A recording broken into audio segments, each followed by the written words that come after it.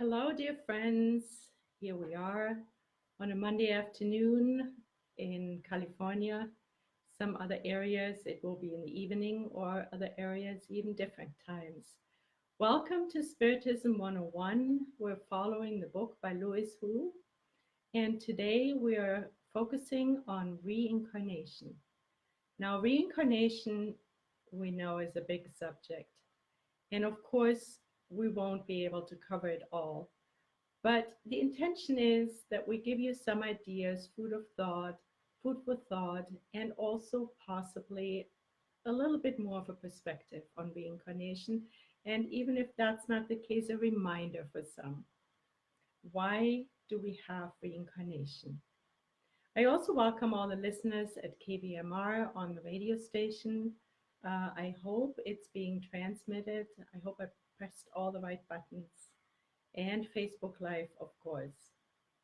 So far, we have covered, and you can go back and get that on the Kardec Radio YouTube channel, as well as you can go to Facebook recordings, I think it's called, or you can scroll back on Facebook, on the Kardec Radio Facebook page, to see the previous gatherings we had. The subjects were the three revelations. We did the Hydesville phenomena, the turning tables. Then we talked about Allan Kardec. We looked at God and talked about and understood God better. The spirit hierarchies, the perispirit, spiritual influences, dreams, mediumship, mediums, psychography, Chico Xavier, reincarnation. The earth is going to be next time.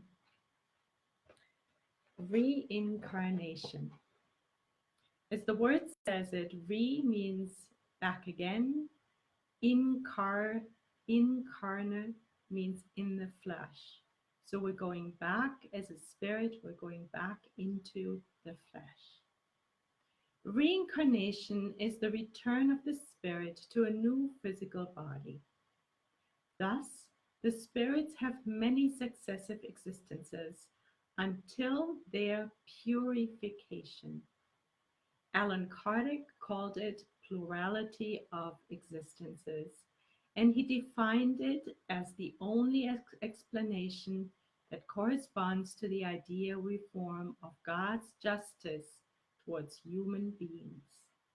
So just in this little paragraph, there are a few things that I want to highlight. So reincarnation is for us as a spirit to go back into our physical bodies. We have many successive existences, and the idea corresponds to God's justice. And why do we have reincarnation? Because we are working on our purification. The purification focuses primarily on our moral purification, but it is equally important for us to, of course, also focus on our intellect.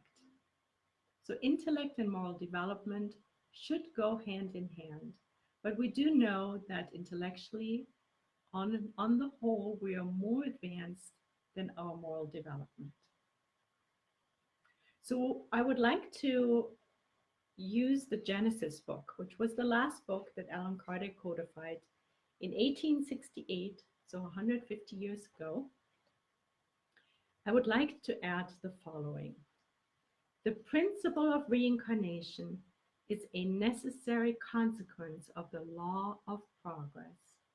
Without reincarnation, how can one explain the difference between the present societal state and that of the times of barbarism? If souls are created at the same time as the body, those being born today are as new and primitive as those who lived 1,000 years ago. Adding the fact that there would be no connection or necessary relationship between the two groups, and they would be completely independent of each other. So the principle of reincarnation is a necessity, Allan Kardec tells us, because It is a consequence of the law of progress. The law of progress dictates that we will all progress no matter what. We might progress very slowly if if we're not diligent students, but progressing we will. Without reincarnation, we cannot explain the present societal state. So, reincarnation tells us that during the process of purification, we are at different stages. And the different stages show some of us who have been around longer are already a little more advanced, and maybe some of us have been more diligent students.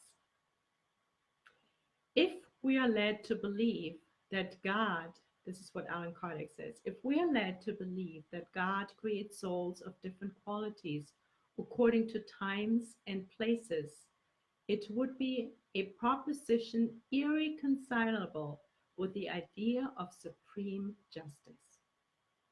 Just imagine that some of us were created with everything: wealth, fame, beauty, intelligence, and then others who are maybe physically challenged, not very intelligent. That would not go hand in hand with the supreme justice of God, would it? So it can only be that we were all created simple and ignorant. We were all created alike, and it is up to our inner work, our merit, that we advance based on the law of cause and effect, and advancing we do because of the law of progress. If we go back and look real quick at the definition of God, just as a reminder, we read early on in chapter 2 of Genesis, God is therefore the supreme and sovereign intelligence. God is unique, eternal, immutable, immaterial, all powerful, supremely just and good, infinite in all God's perfection. So here we see supremely just and good.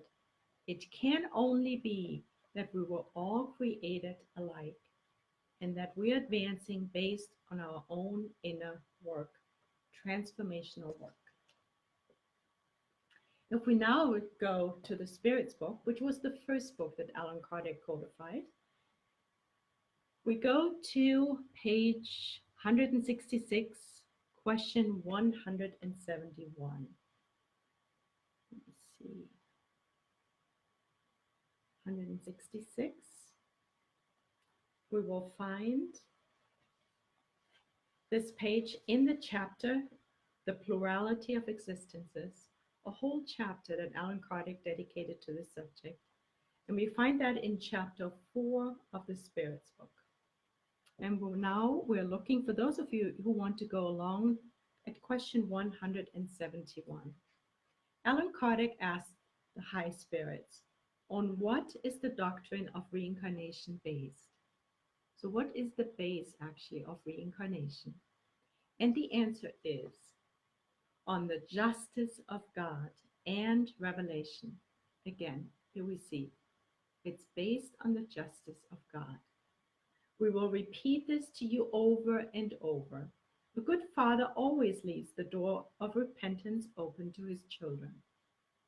Doesn't reason tell you that it would be unjust to keep eternal bliss from those who have not enjoyed the opportunities needed to improve themselves? Aren't all people God's children? It is only among selfish human beings that we find iniquity, insatiable hatred, and unforgiving punishment. And those are the opposite of God's attributes. God is infinitely just. He always, it gives us always another opportunity and made sure that we all started off from the same spot. The doctrine of reincarnation, which consists in accepting the fact that humans have many successive lives, is the only one that is in line with the idea of God's justice concerning those of a lower moral condition. It is the only one that can explain our future and give us hope because it offers us the means of atoning for our errors through new trials. Reason confirms this, and it is what the spirits have taught us. So there's a couple of really important points in here. He says it is the only one that can explain our future and give us hope because it offers us the means of atoning for our errors.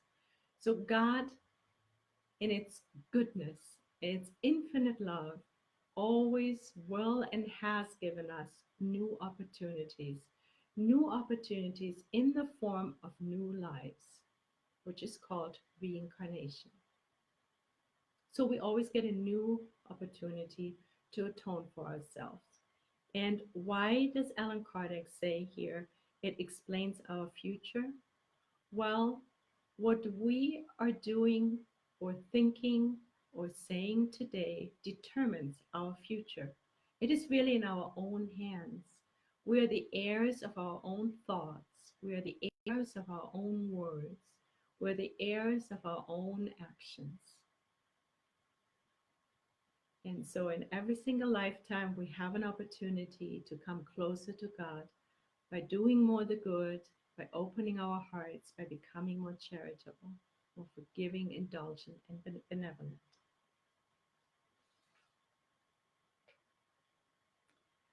Then we have question 172, also in the Spirit's book. And this is like a little bit of a side, but important to note. Alan Kardec now wonders, are all of your different corporeal existences lived on Earth? So do we always reincarnate only on planet Earth? And the answer is no, not all of them. They may be lived on other worlds as well. Those on this globe are neither the first nor the last, but they are the most material and the farthest from perfection. So now we're learning that those many lifetimes, we don't only have them on planet Earth. There's planets that are less developed than we are, and there is many planets that are much more highly developed than we are on planet Earth. Question 173, Allan Kardec now asks, with each new corporeal existence, does the soul pass from one world to another, or does it live several lives on the same globe? It may live many lives on the same world if it has not evolved sufficiently to go to a more advanced one. So it may happen that we are staying on planet Earth for many, many lifetimes, depending on how much work we put into our intellectual and moral development. And then he wonders, so we may reappear several times on the Earth? And the answer is, of course. And then he asks, can we come back to it again after having lived on another world? So if we go to another world, will we possibly come back to Earth again? Certainly, the answer is, you may have already lived on other worlds besides Earth. Question 175. Is there any special advantage in coming back to live on the Earth? And the answer is no. There is no special advantage unless you come on a mission. However, in that case, you will progress nonetheless, just like you would on any other world. So there's another form of life, and that is one when we come back on a special mission. Those special mission spirits are usually more advanced than we are. And then he asks, wouldn't it be better to remain a spirit? Would it? What do you think? Well, the answer is no, comma, no, exclamation mark. That's quote unquote. That would keep you at a standstill. What you want is to evolve towards God. That is the ultimate goal and purpose of reincarnation. we are little by little advancing towards God. So let us go back to, let us see, where are we? We're going back now to Louis Hu's book. Since immemorial times, reincarnation is part of the knowledge of ancient peoples, initiation centers, and religious schools. Belief in reincarnation has its origins in the early days of humanity. So here we see reincarnation is not a new concept. It has existed for a long, long time. For this, I would like to go to Life and Destiny of Leon Denis. Some of you might know this book. I think you can get it at Amazon. That's anywhere where I got mine. And we're going to page 144. Page 144. And here we find a chapter, which is chapter 17, solely dedicated to successive lives, the historic proofs. Reincarnation, this is now read from Leon Denis' book, Life and Destiny. Reincarnation dominates all history, and we find it in the greatest religions of the Orient and in the most elevated philosophies. It has guided civilizations on their march, and it has been perpetuated from age to age. In spite of persecutions and temporary eclipses, it reappears and persists across the centuries and in all countries.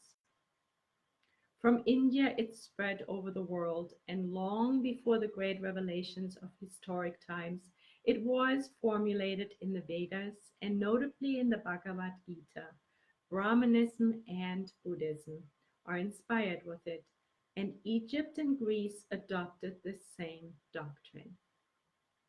Under symbols more or less obscure, everywhere it appears.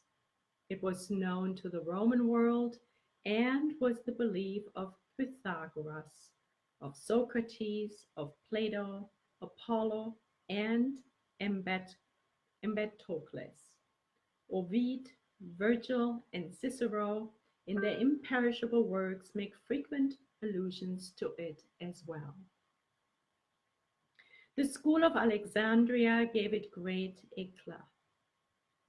The sacred books of the Hebrews, the Zohar, and the Kabbalah affirm pre-existence, and under the name of resurrection, reincarnation. It was the belief of the Pharisees and Essenes. The Old and the New Testaments, in the midst of obscure and altered texts, contain numerous traces of it. We see that successive lives, the idea of reincarnation, has existed throughout this planet. The doctrine of successive lives reappears at different epochs in the Christian world as well, under the forms of great heresies and secret schools. But it was often drowned in blood and smothered under the ashes of funeral pyres. In the Middle Ages, it was almost wholly eclipsed and ceased to influence the Occidental thought to its great detriment. From this came the errors and confusion of the somber epoch, the cruel persecution, the prison of the human spirit. A sort of intellectual night fell upon Europe. However, from afar came a ray of light and inspiration from on high, illuminating some intuitive souls, and this doctrine remained for the deep thinkers the only possible explanation of the profound mystery of life.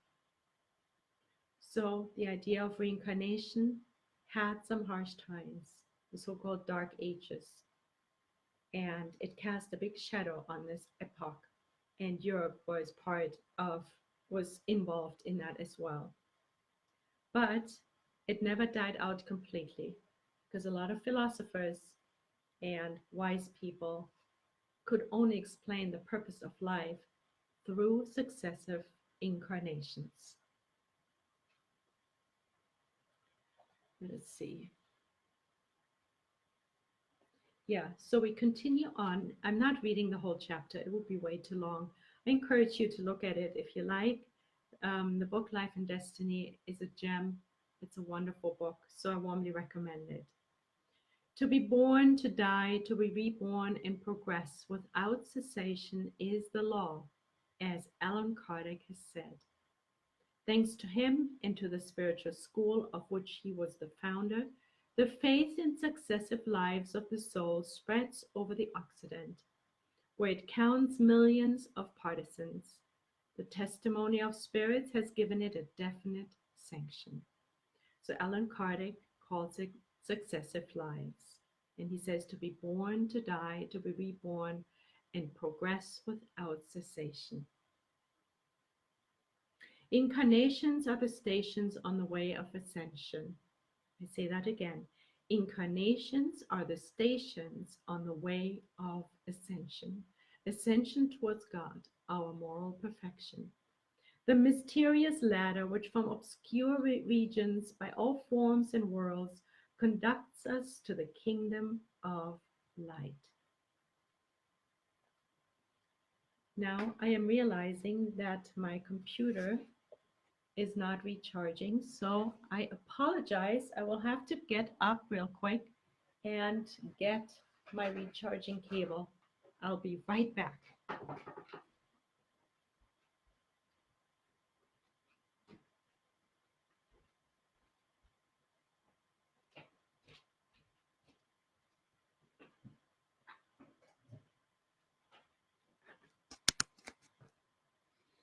Right, dear friends, here we are.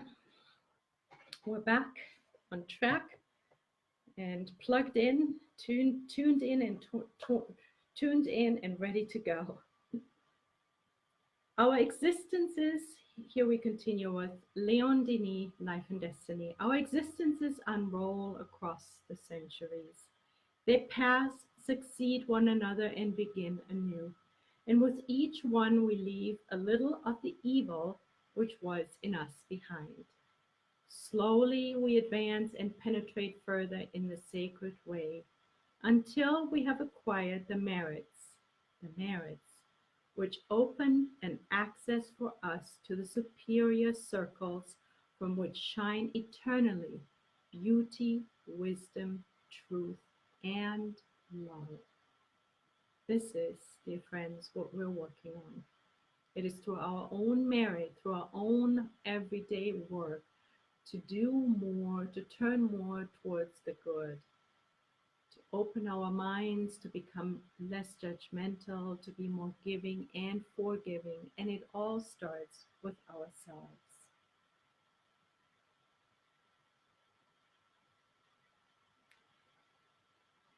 And Leon Denis, there's one more section that I would like to share with you. He continues on in the same chapter, however, down in another paragraph. All the evil accomplished, the blood spilled, the tears shed, fall sooner or later fatally upon their authors. That is the law of cause and effect.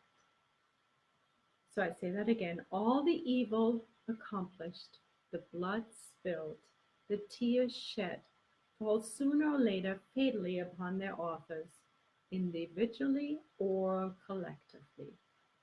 So here we're learning that it's not just us as one person that can fall into, has to live the effect of our causes, of our actions, but even collectively, even as a country, a tribe, a group, we have the same effect.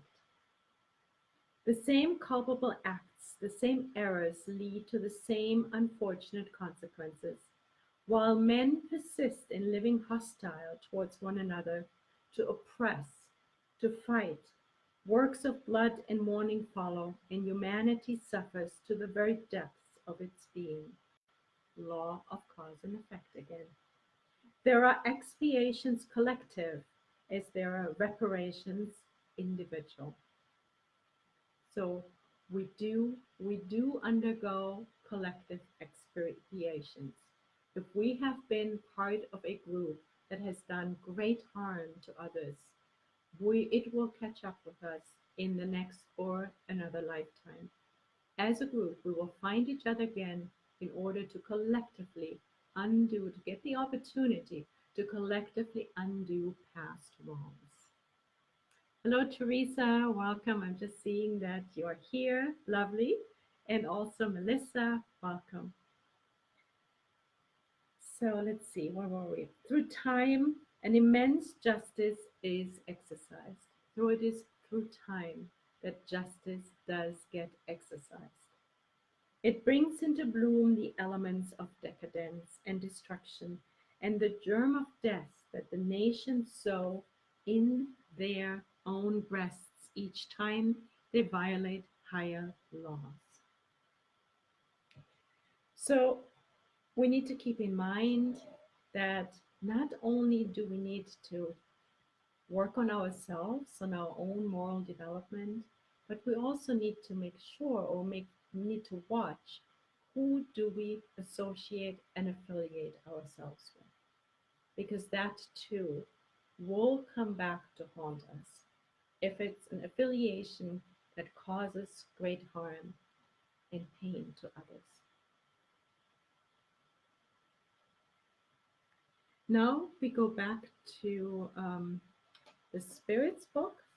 I like to use these additional information pieces. It brings more richness to the subject than if I stayed solely with Louis Hu's Spiritism 101, which I'm grateful for because it kind of gives us the scaffolding, gives us the overall picture of how to approach and get to know Spiritism more.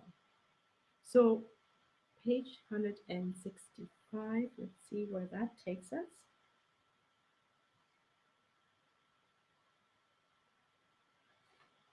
I think we have actually looked at that. So we're good. So now the next question is, actually before I ask the next question, I want to go to the gospel according to Spiritism for a moment. Jesus taught reincarnation in the gospel as well. In the gospel, he called it resurrection in the flesh.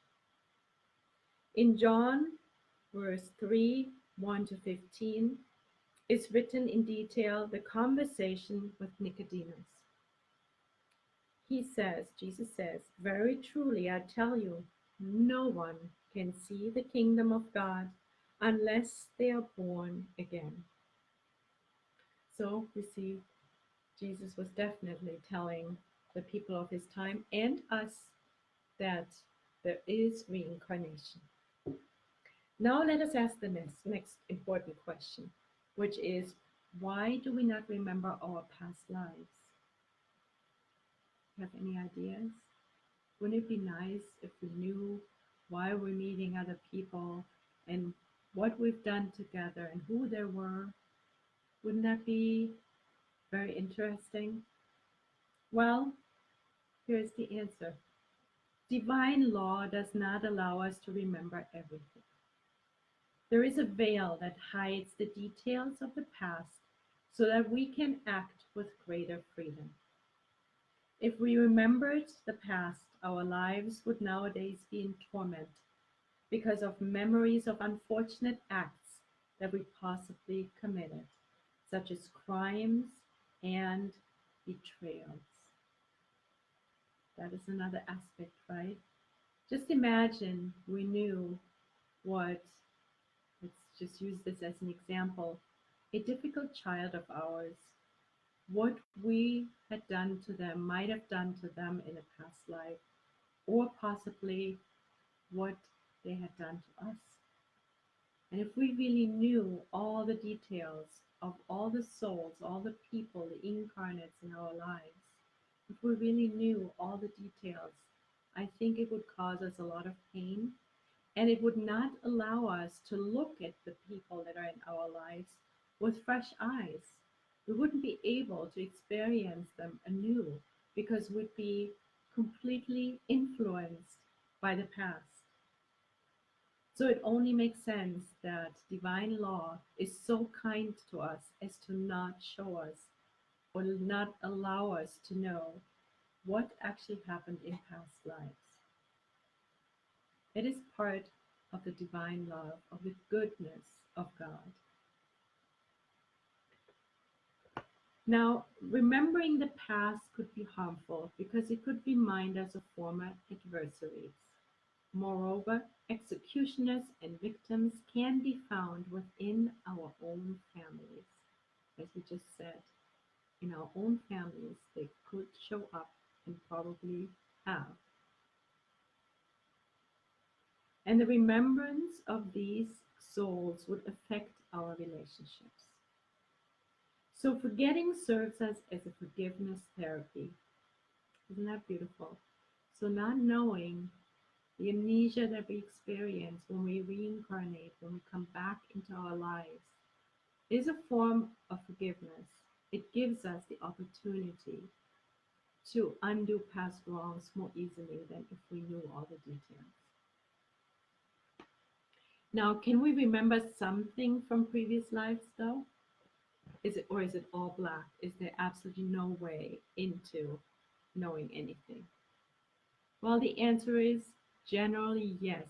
We can remember some things from past lives. We have no exact recollection of what we were, but we have the intuition because our instinctual tendencies are a reminder of the past. Our phobias, our traumas, our artistic skills, for example, these are examples, professional vocation, fears, courage, caution, shyness, our spontaneity, all this may have originated in other lives. So, what we can do in our lifetimes, we can tune in to our reactions to certain people, to certain places, groups, ideas, books, how we feel in certain situations, as they say, traumas, and what do we feel drawn to? Where are we particularly? Are we particularly gifted in? All these can give us pointers towards our previous lifetimes. Sometimes dreams do that. And of course, there is past life regression therapy, where people help us go back to certain points in our lifetimes. And that can be helpful. I have done it myself, and it was selective and very positive and helpful. Let's see, Teresa is saying something. Teresa, the more I learn with Spiritism, I see and appreciate forgetfulness as a blessing. I agree, Teresa. So much so, right? I know. If I sometimes when I have a difficult relationship with someone, I wonder. And I'm relieved that I don't know all the details because I don't think I would possibly not be able to be with those people, right? Yes. So let's see. Um, yeah, so we're coming up to the end of our gathering here, and I would like to close with a section of From Life and Destiny by Leon Denis, which we find on page 147. And before I do that, I just want to recapitulate. So we know that we need to have many lifetimes, and it's for our own good because we're actually redeeming ourselves. We are learning, we're becoming more godlike, we morally develop further, we become more intelligent, we understand more where we're coming from, why we're here, and where we're going. We understand the law of cause and effect, which helps us to determine of how we want to conduct ourselves because we do know that all our thoughts, our words and actions will come back to either help or haunt us. We also learned that reincarnation is a concept that has existed for a very long time throughout mankind. And we also learned that God, in its infinitely goodness and justice, has given us the opportunity to come back and come back and come back again to learn the lessons we need to learn so we won't be stuck anywhere in any situation. We always have an opportunity to undo past wrongs and consequently create a better existence for us and those around us. And then we also learned that it is a good thing that we don't remember our past lives because it helps us to be more open to all those that we encounter during our lifetimes. But yet at the same time, we can study our own lives and be sensitive to our reactions and our idiosyncrasies to get pointers about our past lives. So now we're going to Leon Denis' Life and Destiny, page 147. Let's see what that is.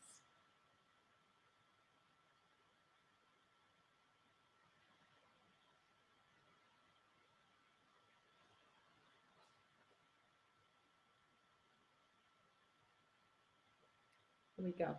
It is actually not 147, it's page 152. He says, to construct a me, an individuality through thousands of lives, accomplished in hundreds of worlds, and under the direction of our older brothers and our friends in space, to climb the paths to heaven, to mount ever higher, to become one of the authors of the divine drama, one of the agents of God in the eternal work, to work for the universe as the universe works for us. Behold the secret of destiny. So the soul mounts from sphere to sphere, from circle to circle, united to the beings it has loved. It goes on its pilgrimage seeking divine perfection. Arriving at the supreme region, it is freed from the law of rebirth.